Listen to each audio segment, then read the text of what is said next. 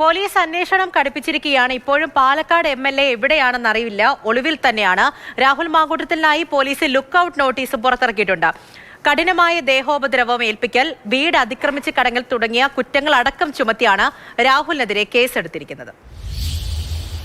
വകുപ്പ് ബലാത്സംഗ കുറ്റമാണ്. ആ ബലാത്സംഗ കുറ്റത്തിൽ തന്നെ BNS-ന്റെ 64 വകുപ്പും കൂടാതെ 64 വകുപ്പിന്റെ 4 ഉപവകുപ്പുകളും ചേർത്തിട്ടുണ്ട്. ഒരേ സ്ത്രീയെ നിരന്തരം ബലാത്സംഗം ചെയ്തതിന് അടക്കമുള്ള കുറ്റങ്ങളാണ് ചുമത്തിയിരിക്കുന്നത്. ഈ കുറ്റങ്ങൾ പ്രകാരം 10 വർഷം മുതൽ ജീവപര്യന്തം വരെ തടവ് ലഭിക്കാവുന്ന ശിക്ഷയാണ് ലഭിക്കുക. ഇതുകൂടാതെ BNS 89 നിർബന്ധിച്ച് യുവതിയെ കൊണ്ട് ഗർഭചിത്രം നടത്തിക്കൽ എന്ന വകുപ്പും ചുമത്തിയിട്ടുണ്ട്.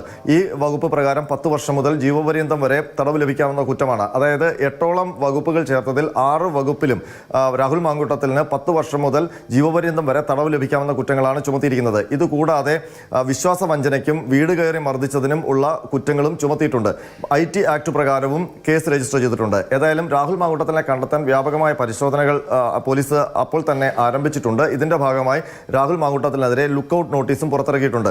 രാജ്യത്തെ ഒരു വിമാനത്താവളത്തിൽ നിന്നും രാഹുൽ മാങ്കൂട്ടത്തിൽ വിദേശത്തേക്ക് കടക്കാതിരിക്കാൻ Thiruvananthapuram city police commissioner bureau of ഏവിയേഷന് പ്രത്യേകം കത്ത് നൽകുകയും എല്ലാ വിമാനത്താവളങ്ങളിലും ലുക്കൌട്ട് നോട്ടീസ് ആക്റ്റീവ് ആക്കുകയും ചെയ്തിട്ടുണ്ട്. മാത്രമല്ല തിരുവനന്തപുരം സിറ്റി പോലീസിന്റെ കീഴിലുള്ള ഇന്റലിജൻസ് വിഭാഗവും രാഹുൽ മാങ്കൂട്ടത്തിൽ എവിടെയാണ് എന്ന് കണ്ടെത്താനുള്ള ശ്രമം ഇപ്പോഴും തുടരുകയാണ്.